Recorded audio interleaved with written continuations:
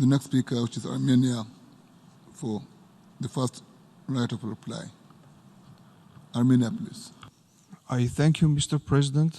We have requested the floor to exercise our right to reply to the delegation of Azerbaijan. The Azerbaijani side deliberately turns upside down the root causes of the Nagorno-Karabakh conflict and the consequences of its own aggression. More than 30 years ago, on February 20, 1988, the local parliament of the Nagorno-Karabakh Autonomous Region adopted a decision by which it requested both then Soviet Armenia and Soviet Azerbaijan to show understanding towards the will and aspirations of the Armenian population of Nagorno-Karabakh and agree on the transfer of the region from Azerbaijan to Armenia. Unfortunately, this bid for self-determination was responded not by understanding and dialogue, but by violence, ethnic cleansings, deportations of more than 400,000 Armenians, abolishment of the status, war, and premeditated massacres in Sumgait, Kirovabad, Baku, and other cities of Azerbaijan. The massacres were condemned by the international community, among them the resolution of the European Parliament dated July 7, 1988, defined Sumgait massacre as anti-Armenian pogroms, which constituted threat to safety of Armenians living in Azerbaijan. Impunity granted to masterminds of the massacre paved the way for ethnic cleansing carried out throughout Azerbaijan. It reached its climax during the bloody massacres and mass deportations of Armenians of Baku in January 1990, which later led to a full-scale military aggression against the people of Nagorno-Karabakh with the aim of its complete extermination. When it comes to legal aspects, we would like to stress that Nagorno-Karabakh gained independence in the context of the disintegration of the Soviet Union until full compliance with both international law and then applicable legislation of the USSR. The law on the procedure for resolving issues related to a Union's Republic's secession from the USSR of April 3, 1990 authorized autonomous entities and compact ethnic groups within Soviet Republic to freely and independently decide their own legal status in case the Republic secedes from the USSR.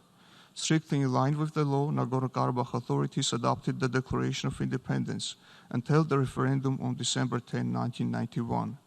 I would like to stress that when the referendum was held in Nagorno-Karabakh, there was Azerbaijani population living there, which was offered all opportunities to take part in the referendum. There are two approaches to deal with the legal matters, the letter of the law or its spirit. Since the Azerbaijani side does not recognize the legal framework of the Declaration of Independence of Nagorno-Karabakh, I will elaborate on the spirit of the law.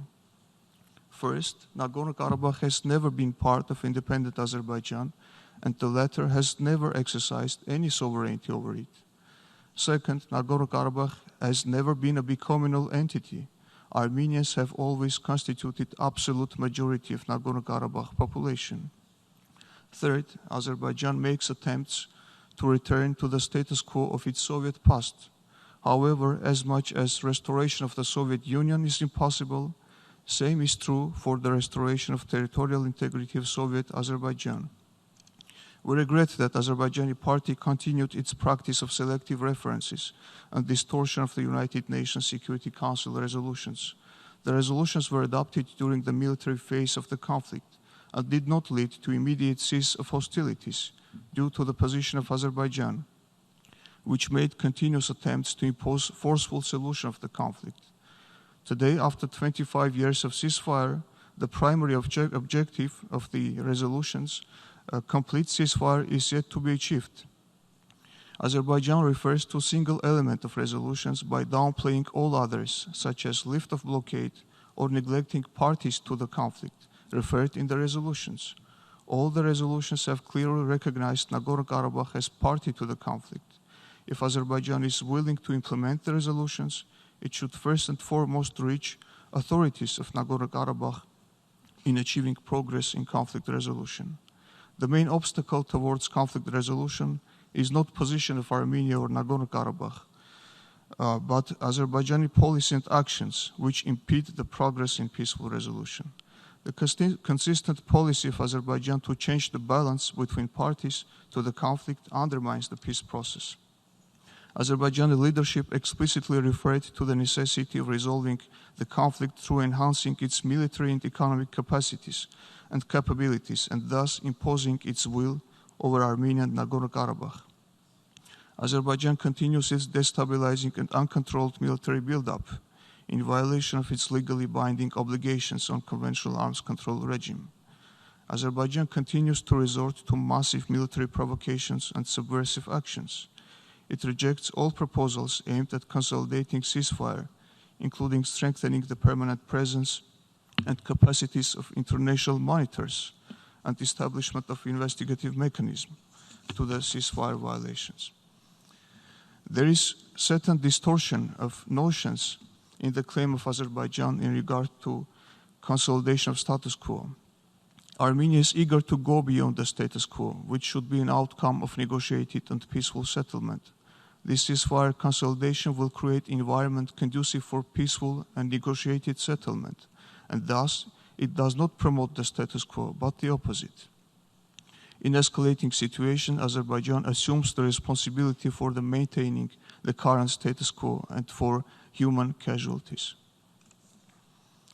It is well known that Azerbaijani leadership officially promotes anti-Armenian hatred in its society. The humanization of Armenians and glorification of hate crimes against Armenians and their perpetrators have become one of the cornerstones of internal policy of the ruling elite.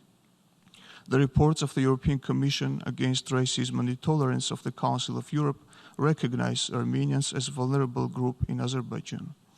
The ICRI report on Azerbaijan, published in 2016, indicates, I quote, "Political leaders, educational institutions, and media have continued using hate speech against Armenians. An entire generation of Azerbaijanis has now grown up listening to this hateful rhetoric. Human rights activists working inter alia towards reconciliation with Armenia have been sentenced to heavy prison terms on controversial accusations. In 2012, the authorities pardoned, released, and promoted Ramil Safarov, who had been sentenced in Budapest to life imprisonment for the murder of an Armenian army officer, without taking into account the risk of cultivating a sense of impunity for the perpetrators of the racist crime." These examples and many others show that country with very low level of human rights standards can become a threat to regional security, since the ruling elite derives its legitimacy not from protection but violation of human rights. When it comes to the political process, we would like to conclude by reminding Azerbaijan that the conflict is not about territories. It is about the rights of the indigenous people who have lived in their ancestral homeland for millennia. We regret to note that the anti-Armenian policy of Azerbaijan has remained unchanged more than 25 years, and the people of Nagorno-Karabakh continue to face threat to its very existence. Azerbaijan rejects to recognize the right of the people of Nagorno-Karabakh to self-determination. We would like to recall that this very right is proclaimed by the co-chair countries of the OSCE Minsk Group as one of the basic principles of the Nagorno-Karabakh conflict resolution and endorsed by the OSCE Athens Ministerial Statement of 2009, to which Azerbaijan also agreed. Determination of the final legal status of Nagorno-Karabakh through a legally binding expression of will stands at the core of the settlement. Should the human rights of people of Nagorno-Karabakh, including right to freedom of movement, right to vote, and finally right to self-determination be respected, then our region can move towards greater prosperity and respect for human rights in general. I thank you, Mr. President. I thank the representative of Armenia for his statement.